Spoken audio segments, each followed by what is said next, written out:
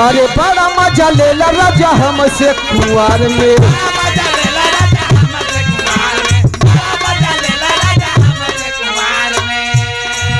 अरे आज लेना कमी कैली तोहरा हम प्यार में।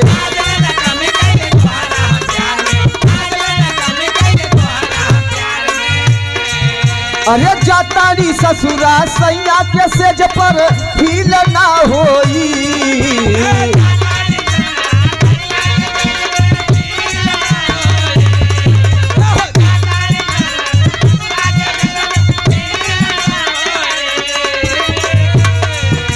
प्रेमिका कहत बा अरे जातारी ससुरा सैया के सेज पर फील ना होई।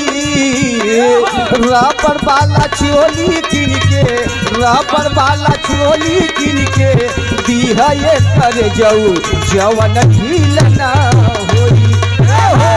रबर वाला चोली किन के दीहा ये कर जाऊ।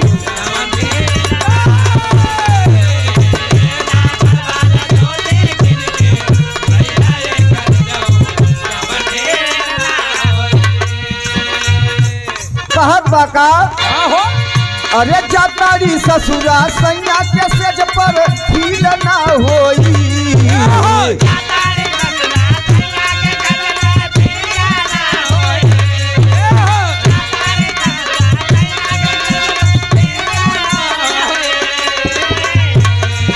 अरे जातारी ससुरा सैया के सेज पर फील ना होई।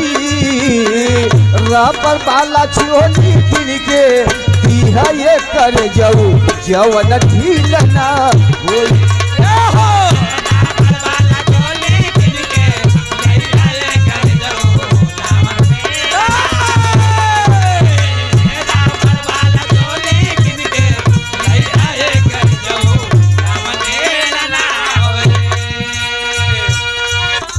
अचकौ दिल में फील मत करे फील मत की है। काहे? प्रेमिका प्रेमी से कहत है का सब होई सैया जी के पूछी है जो बतिया।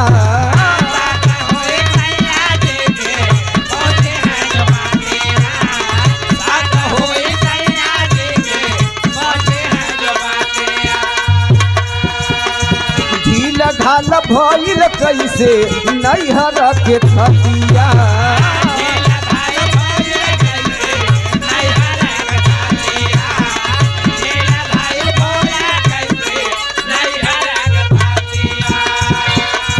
अरे सब दिन के सुबह समान हमर दिल ना होई।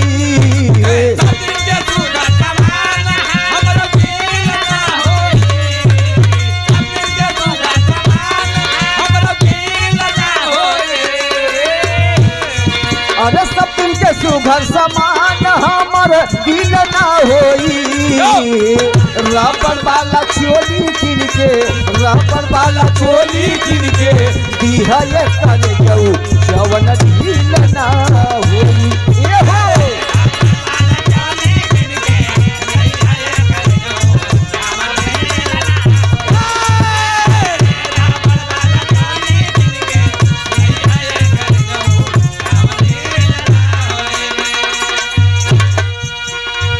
मार्केट में